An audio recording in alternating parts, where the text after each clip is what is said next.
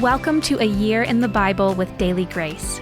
The Bible tells one big story of redemption, and we want to spend 5 minutes every day journeying through the Bible from start to finish and exploring how all of it points to Jesus.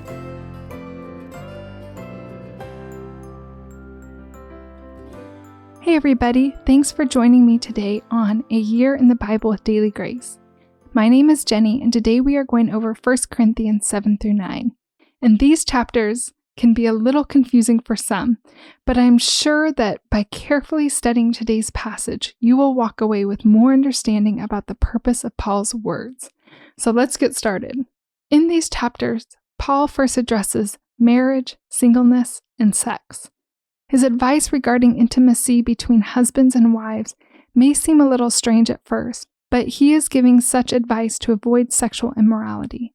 This passage has been abused by some who will use it as a claim that if you are not intimate with your spouse, then it is your fault if they step out. However, this is not what Paul is saying. Everyone is responsible for their own sin. However, we should care for our spouses by not depriving them of intimacy. After Paul makes his argument for intimacy, he then moves to argue that it is best to remain single. His reasoning is that it is easier to focus on Christ when you do not have to split your attention by caring for your spouse. That said, even Paul acknowledges in 1 Corinthians 7:7 that each person has a different gift and that all people are not called to singleness. The next issue that Paul brings up in chapter 8 may be a little confusing for some readers, but we will work to clarify it together.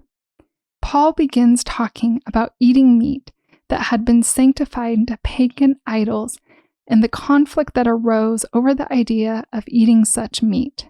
The main purpose for this conflict is that some of the believers in the Corinthian church may have had a history of idol worship and sacrificing meat to false gods.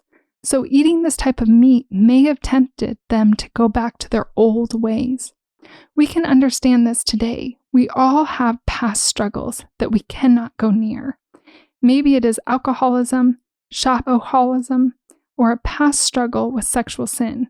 There are some things that people can partake in without being tempted, like browsing a store without being tempted to overspend, while others need to take extreme caution to make sure they don't fall back into old patterns. Likewise, Paul clarifies that in Christ we are free to eat such meat and has no power over us. However, we cannot allow our freedom to become more important than caring for our brothers and sisters in Christ. Paul ends these passages in the same place that we should all end up, by pointing to Christ. Here he talks about how we are no longer under God's law, but are now under Christ's law. Paul is not making any claim that Christ is superior to God. Rather, he is pointing to our new commandments to love God and our neighbors more than ourselves. This is why we put aside, even today, our freedom to choose to do what we like. We are compelled, not by the law or an attempt to earn a place in heaven, but instead we are compelled to put others above ourselves because of the great love Christ has shown us. And with that, we close out today's passage in 1 Corinthians. Thank you again for joining me today. If you are new to this podcast, be sure to follow along on Instagram at The Daily Grace Podcast and at The Daily Grace Co. And check out our website, thedailygraceco.com, for more helpful resources to grow closer to God.